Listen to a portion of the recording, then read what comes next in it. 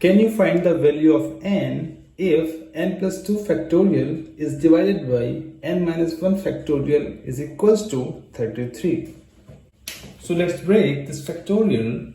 N plus 2 factorial is equals to n plus 2 multiply n plus 1 multiply n minus 1 factorial divided by n minus 1 factorial. So this n minus 1 factorial cancels this n minus 1 factorial.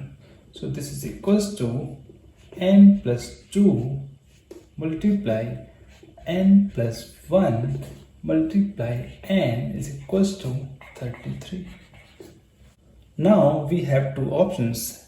If n is an odd number or n is an even number.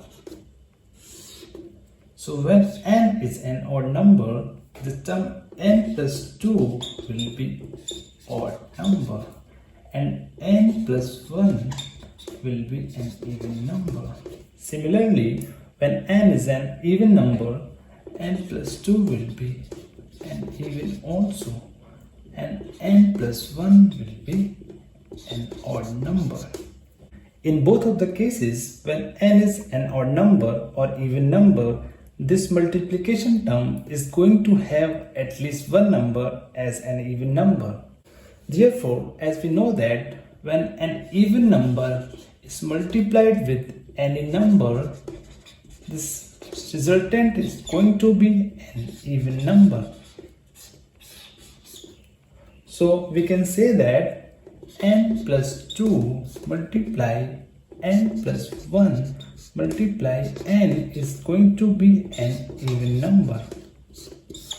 However, on this side of the equation, 33 is an odd number. Therefore, the even cannot be equal to an odd number. Therefore, this problem or this question has no solution.